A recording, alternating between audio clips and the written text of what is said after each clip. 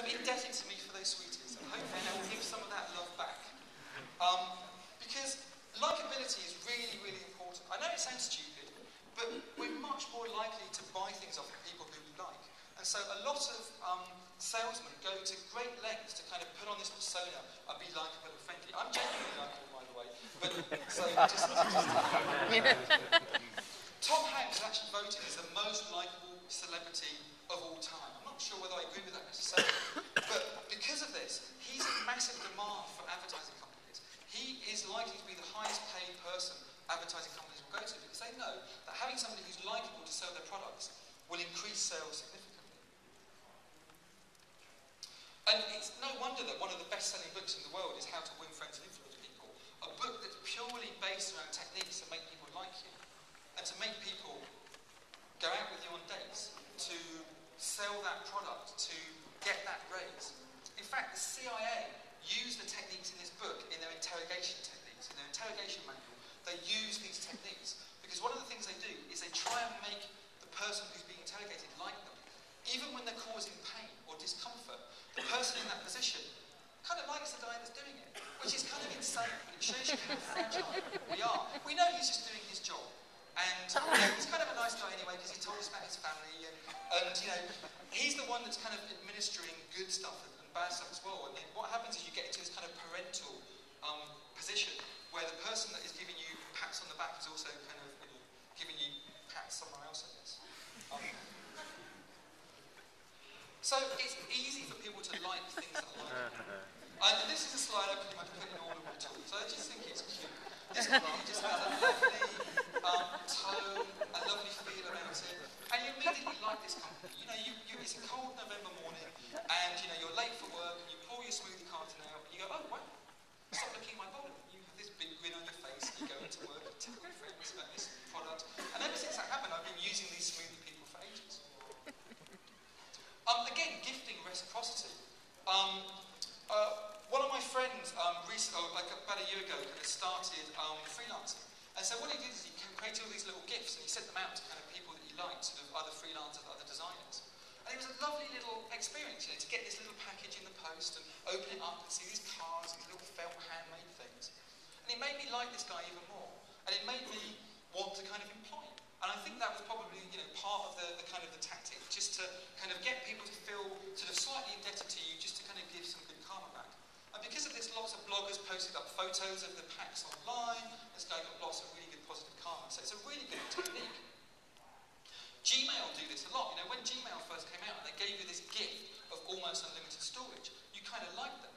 You like Google because they give you this gift of free mapping, of free Google Docs. And it has a kind of a big effect. You know, I like Moo. I think Moo are a really fun company. And the reason is they just have this nice persona, this nice copy. When I first went and used the Moo site to order Moo cards, I was just really kicking the tires. I was just really playing with the interface. But after kind of a couple of minutes of playing around, I had so much fun. I felt guilty that I'd had so much fun and they'd given it to me for free. So I bought a packet of Moo cards. Similarly, a lot of my friends, when Flickr sort of launched its kind of pro service, they had so much kind of positive feeling and vibe towards Flickr. Even if they didn't need the extra features that the pro service gave them, they were willing to kind of pay and give them money just to say thank you for giving me this free stuff. So we like to be around people who are like us. It's called the attitude similarity effect. And this is something that places like Etsy do really well. Etsy is a service for people who are into the craft movement. So all the people on Etsy are crafty type people. So because you're surrounded by this group of people, your peers, that you love and care for, and you're really into the craft movement, you're much more likely to think positively about Etsy. In a similar way, I guess at South by Southwest, because you're surrounded by your peers and your peer group, you're much more likely to have positive feelings towards South by. So again, when we're developing products and services, if we can get this kind of community feel and surround yourself with people who are like you, you can really kind of nudge people in the right direction. On a really small level, gifting, I mean, when we talk about gifting, we can give things away for free. But even this kind of idea of gifting or reciprocity works in something as small as a poke or a nudge or tossing a sheet or just a wall post.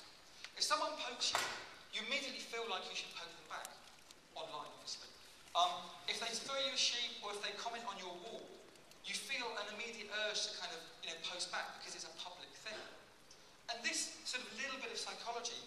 often increase the traffic on your site by 100%.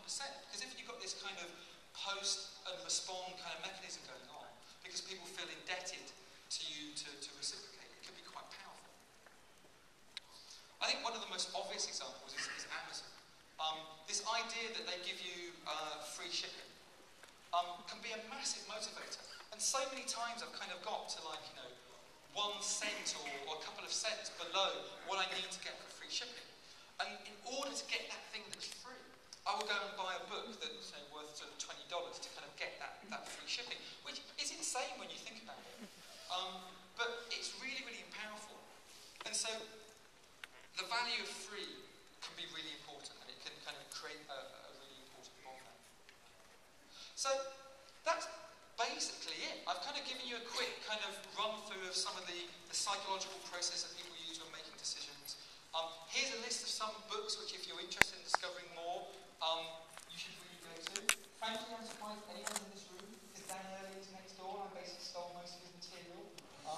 So